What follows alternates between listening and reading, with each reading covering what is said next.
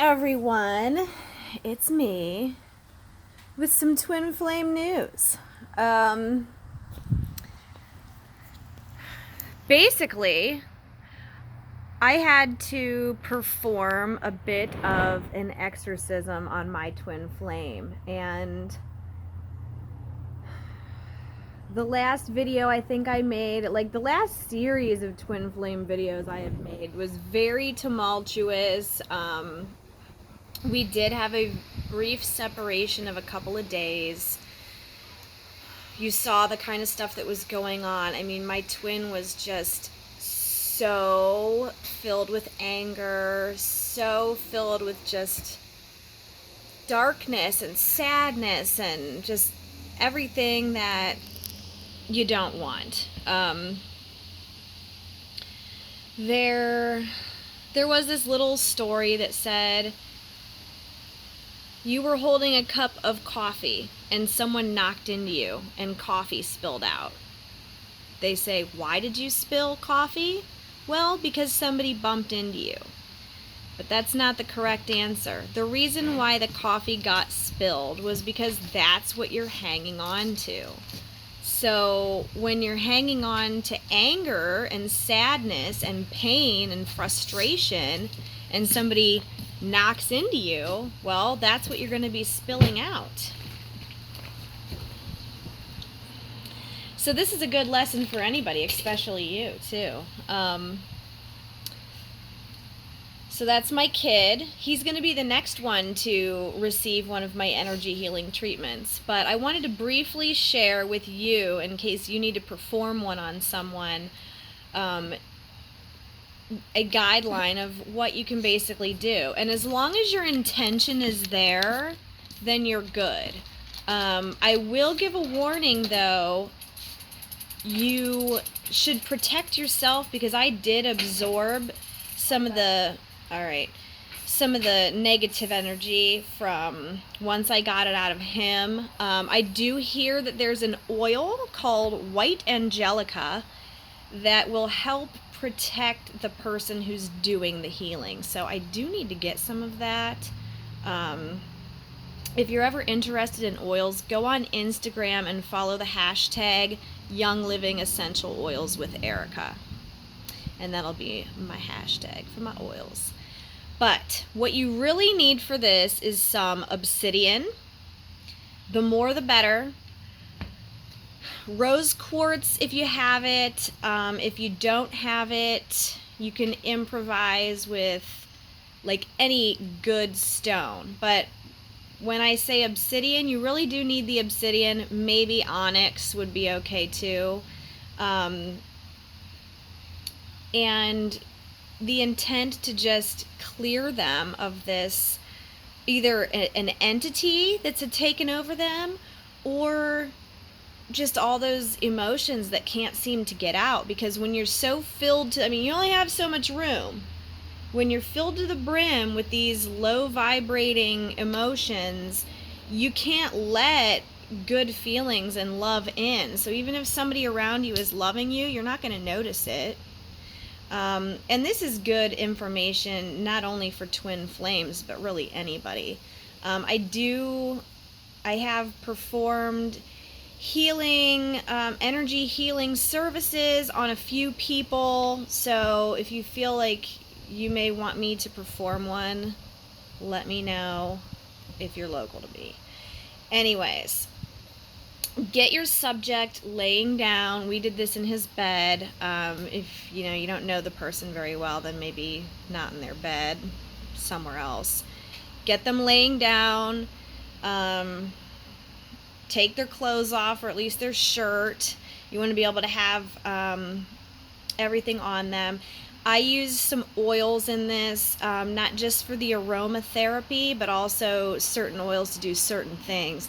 The one I used for him was Inner Child, because I really wanted to get him in touch with who he is and who he came here for. He's not just a guy that goes to work every day and comes home to take care of a family. There's more than that. And I think that he had been so bogged down in the loss of himself from the job, the family, everything else, that it just got to a point where, wow, like something had to change. So you saw that I sent him off like 2 nights before the official full moon. I thought that was going to result in a longer separation. Well, I didn't really know what was going to happen. All I knew is that there had to have been a line drawn in the sand, and there was the line. I drew the line. Prior to any of this, he'd been telling me that every night at 3 in the morning he's getting woken up. Now, if any of you have been on a Kundalini awakening journey, you know that spirit is going to try to get your attention. And I kept telling him, Spirit's trying to tell you that you need to start your awakening journey. They're not going to leave you alone. He just didn't want to hear any of it. He just wasn't open to any of it, and kind of brushed it all off. He said that when he was gone, that he did get awoke again at 3 in the morning as per usual, but this time he saw like a figure with a hood over, and it kind of told him, hey, you need to get it together, and it told him that he needed to receive a rose quartz from his beloved. And he didn't tell me about any of this until like after some of this stuff happened. So he started texting me a bunch, and I was kind of pretty much ignoring him.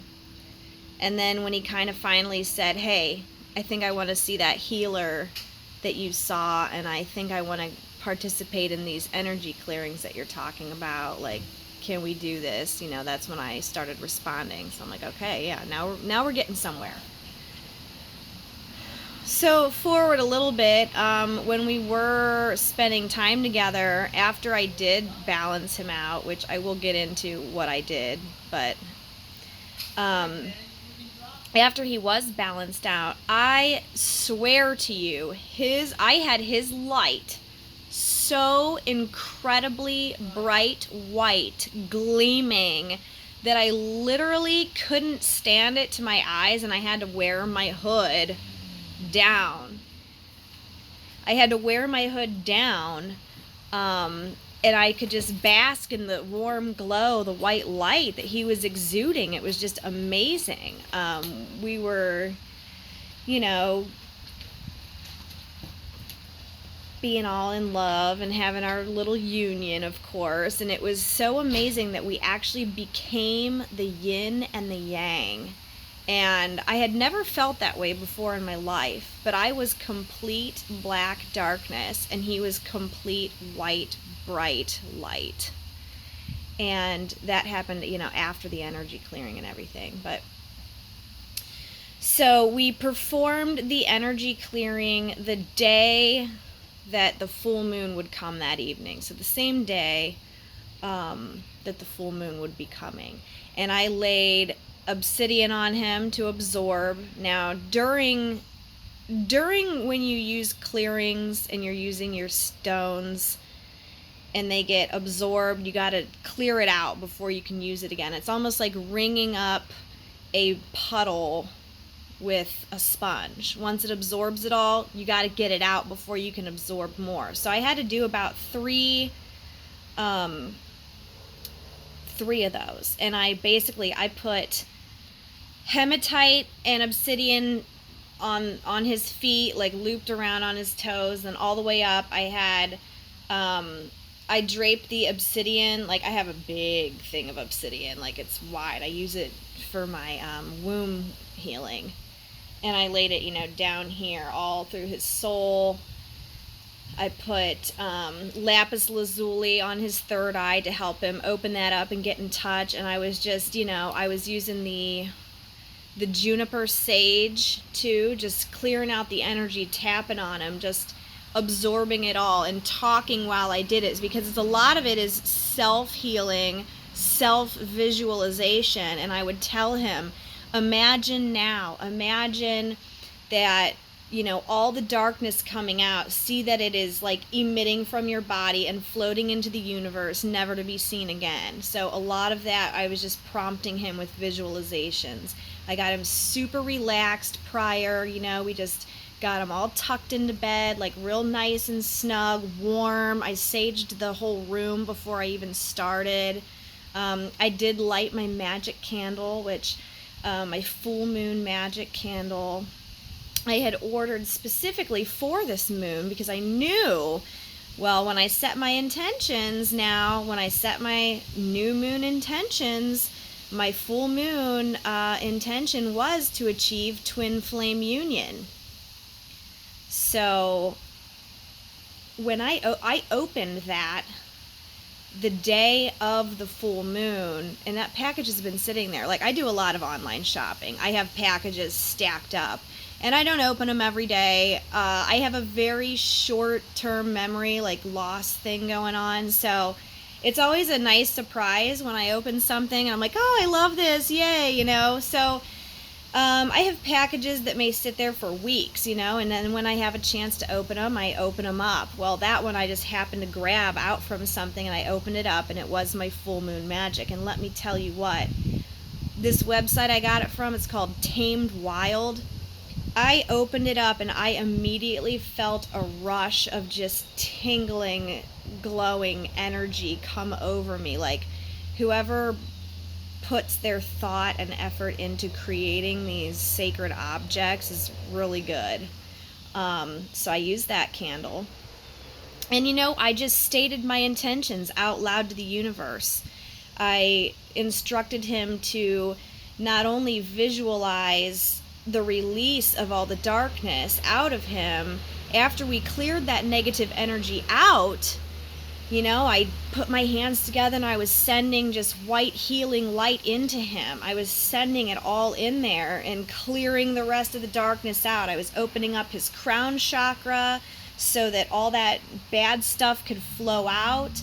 And then when I got all the stuff flowed out, I cleared out all the chakras so that I could push the energy basically in and out, going through his body, up through his feet, out through his head, and back again, maybe like a pendulum would.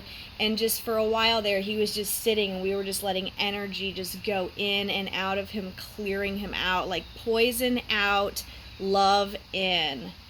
And we did that for a while with the juniper sage and everything. I put specific stones to help specific chakras. I put citrine on his solar plexus. I put red jasper near his root chakra. I put the carnelian near his sacral. We put a big rose quartz on his heart chakra to allow that self-love to come in. Lapis lazuli on the third eye. And I kind of just would rotate them around a little bit to make sure I covered, the throat chakra and stuff. I didn't have a specific one for that, but I did put some hematite there at one point. So I was just getting him all done up, and then all of a sudden, he just sat up and there was just a major release there, and he he was like, wow, he felt lighter. He was a different person. It was kind of a rebirth, it was a clearing. It was however you want to call it. But I believe he had, just so much darkness in him that it had overtaken every fiber of his being. And now that it's gone, he is gung-ho now. He is on board with all of this stuff now. It took a lot out of me, but that's okay. That was the sacrifice that you make for somebody you love, and I'm okay now. But would you believe that the next day he noticed I was a little down, I was a little murky, I was just a little, I was still at peace, and I was still okay and still happy because I'd been doing this for a while, so a little bit of darkness wasn't going to hurt me too bad. But I was just really into my shadow side that day, and he was like, what, let's do a healing on you. And he did one on me yesterday. So I'm just glad that he's on board now that he sees the power of the self-healing and he sees the power of twin flame love and everything. He's like so on board with the twin flame union. He's so on board with the self-healing, and now it's like he's like, hey, I want to learn more about the chakra system. Like, I'm like telling him about it, and he's looking up stuff on his own. Like, now he really wants to be who he truly is. Like, he wants to be a soul warrior of love, and like he's gonna be that because that's like, it fits him well. It really does. I mean, it just suits him to be that. um and he's just been amazing at it. He even gave me a tarot reading, and he was thoughtfully picking the cards. He analyzed everything, and it was awesome. So like, it's so nice to have him on board. And if I wouldn't have drawn that line and said, okay, we need to separate at this point, I don't know if he ever would have gotten on board, because these are things I have been trying to express to him for like almost 2 years now, like something's got to change, like. But now it is, we've brought up all things from the past that we were here to feel, our karmic responsibility and our karmic pain that we've had to feel, whether or not it was actually from each other or if it was just triggered by each other, and we let that go. We let it go, and it's done. Our old relationship is done, and we are a new being. We're rebirthed as a strong twin flame loving relationship, and it just feels good now, and so this is something that needs to be maintained. You know what I mean? It's like, this is a new lifestyle, and I'm glad he's on with it. Like, I'm really glad. Like, he's really looking into a lot of this Nordic Viking stuff and Nordic healing and self-healing, and he's been meditating now the past 3 nights, and I just don't think we're ever going to go back to how we were. So thank freaking goodness for that. But I wanted to share with some of you, because I know this moon has really, really, really brought up a lot of stuff. It's either basically forcing your twin flame back to you, or it's forcing like a big change and a big thing of to be who you are, to be who you really are, and who you're supposed to be, and why you came here, and I think as twin flames, let's just wake up and get on board. You know what I mean? So if you and your twin are currently in separation or having problems like I was having with mine, see if he'll get with you to do some of this self-healing stuff. I'm glad mine did. So I'm going to keep posting about stuff, because I started posting a lot of stuff about twin flames, several years ago. And I do want to mention also a little like synchronicity. I met him on the harvest moon exactly 7 years ago. And that day of the harvest moon was the day I told him goodbye. And it was literally the most beautiful sky I've ever seen. And I think that it wasn't like necessarily that, like when I was saying goodbye, it was me finally realizing, like, you know what?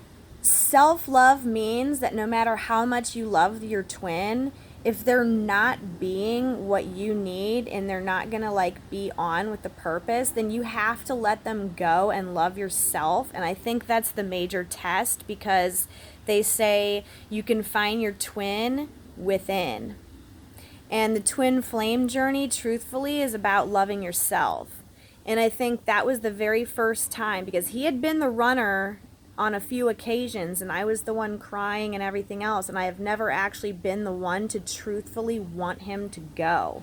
And that day, he was offering to stay. He was saying, I said, you know what? No, like this, you need to go. You really need to go. And I stood firm, because I knew in my heart that I deserve better. And at that moment, I have to say that I must have loved myself, because I chose my peace over my twin flame. And that's a real real significant proof of how much growth has happened in the past 7 years. So, yay me. We're wearing our rings again. We've had different sets of wedding rings. These ones are made out of onyx, and the belief is that when worn on this wedding ring finger, it can just cleanse that whole bloodline of anything negative that may crop up. So we haven't worn rings in a long time. He wears his if he goes out to public. He doesn't wear it to work. If he's going to like a grocery store or just anywhere, he always puts his ring on if he leaves the house. I haven't worn mine in a long time. We do have the tattoos there also, so I feel like, there's kind of always something there. But it was funny because I didn't even know where my ring was, and he ended up putting this one on, his matching black one.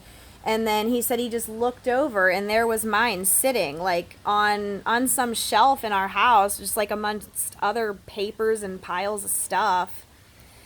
And he put it on my finger, and so yeah, things are looking up. So you can still get in on this power of the full moon. The new moon's not till October 8th. And this is a harvest moon, so it's going to be brighter and bigger and more powerful. So if you haven't set any intentions, get out there. Even a little bit helps. Just get out there and get under that light and just really feel it, and just try to focus on loving yourself, because that's where all good things will come from. And I had never done that before, I don't think, in all my years. I've always had a self-hatred, like real deep within. I still fight that. Like on days I look at my face, I'm thinking, God, I'm so fucking hideous. Like I hate myself. But like I'm trying to say, you know what, you're okay. It's not that bad or whatever. Like I got sunglasses on now. But you know what I mean? Like in that moment of having self-respect and everything else, like it's good stuff. Good stuff coming. So enjoy this moon, witches. Enjoy this moon. And feel free to comment. Let's get a twin flame kind of community going here. And till next time.